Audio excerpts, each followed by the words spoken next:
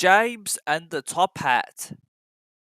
James was a new engine who lived at a station at the other end of the line. He had 2 small wheels in front and 6 driving wheels behind.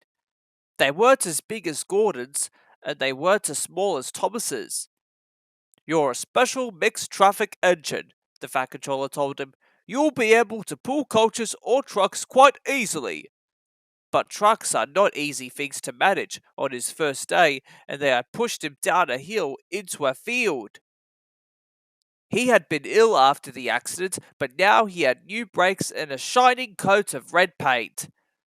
"The red paint will cheer you up after your accident," said the Fat Controller kindly. "You are to pull coaches today, and Edward shall help you." They went together to find the coaches.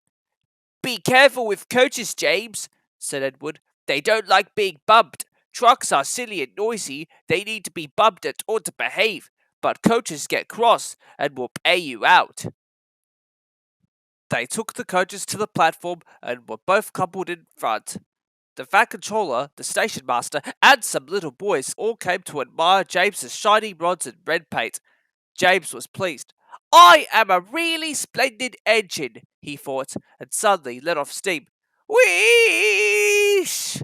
The Fat Controller, the station master, and the guard all jumped, and a shower of water fell on the Fat Controller's nice new top hat.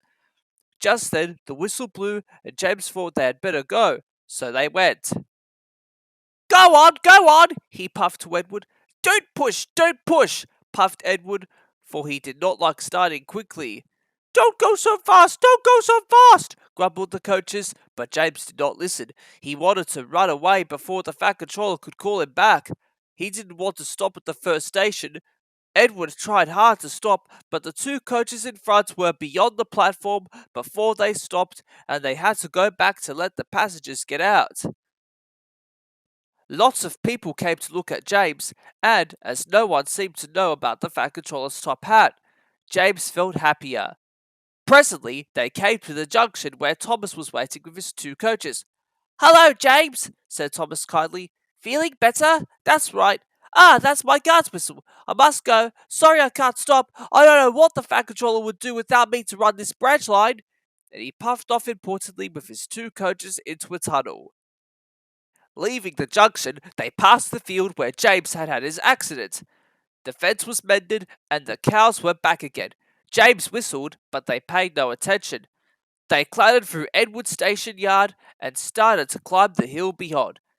It's ever so steep, puffed James. I've done it before, puffed Edward. It's steep, but we'll do it, the 2 engines puffed together as they pulled the train up the long hill. They both rested at the next station. Edward told James how Gordon had stuck on the hill and he had to push him up. James laughed so much that he got hiccups and surprised an old lady in a black bonnet. She dropped all her parcels, and 3 porters, the station master, and the guard had to run after her, picking them up. James was quiet in the shed that night. He had enjoyed his day, but he was a little afraid of what the Fat Controller would say about the top hat.